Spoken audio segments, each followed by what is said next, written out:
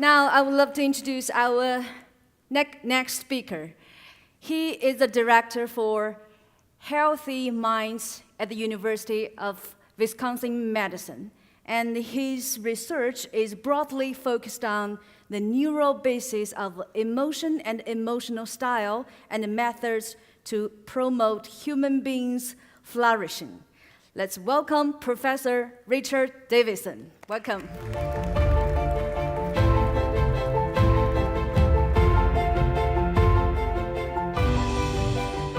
Salam alaikum. Thank you very much. Wonderful to be here.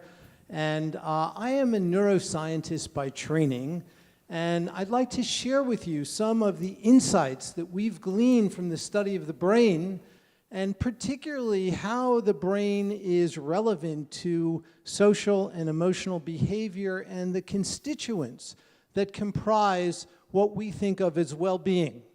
Well-being and the skills that underlie it account for more of the variance in life success than IQ, grade point average, and standardized test scores all put together. And the neuroscientific research that I'll share provides a compelling case for the importance of focusing on these elements beginning early in life and continuing through all of education. So we talk about 4 constituents of well-being. These are all constituents that have been intensively investigated neuroscientifically. Let me now illustrate each of these 4 constituents. The first we call awareness. This is a picture of William James, the first great psychologist in America, who wrote a book in 1890 called The Principles of Psychology. And he has a whole chapter in that book on attention. And he said in that book, the faculty of voluntarily bringing back a wandering attention over and over again is the very root of judgment, character, and will. No one is compos sui if he have it not. And education, which should improve this faculty, would be the education par excellence. But it is easier to define this ideal than to give practical considerations for bringing it about. So, attention, the capacity to focus, is so crucially important, and it underlies all other forms of learning.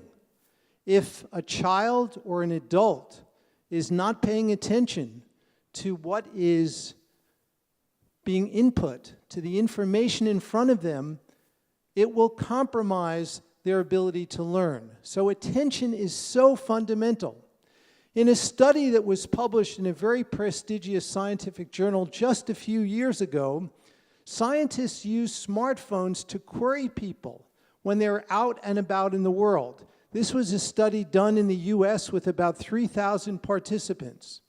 And they asked the participants 3 questions. The first question, what are you doing right now? And they had to check from a list of activities. The second question is, where is your mind right now? Is it focused on what you're doing, or is it focused elsewhere? The third question was, at this moment, how happy or unhappy are you right now? Here's what was found. On average, American adults spend 47% of their waking life not paying attention to what they're doing. Now, how many of you have had the experience of even doing something that's cognitively engaging, like reading a book and turning one page and then another, and you're reading the words, but after you've turned several pages, you actually have no idea what you've just read? How many of you have had that experience? Well, that is what we call mind wandering. And mind wandering is something that we do a great deal of time during our waking lives, and this is something that can change. And we know something about the circuits in the brain that underlie these factors. These circuits exhibit plasticity. And our brains are constantly being shaped, wittingly or unwittingly, Most of the time, our brains are being shaped unwittingly by forces around us about which we have little control and little access. The invitation in all this work is that we can take more responsibility for our own brains. The second constituent of well-being is connection. And connection refers to those emotions which are important for interpersonal connection. This is findings from a recent study that we published showing that 2 weeks of training in college students in a simple mental exercise to cultivate compassion can increase altruistic behavior. And we also show in the same study that this increase in altruistic behavior is associated with very specific changes in key circuits in the brain that are depicted here that underlie this. And this is after 7 hours of training.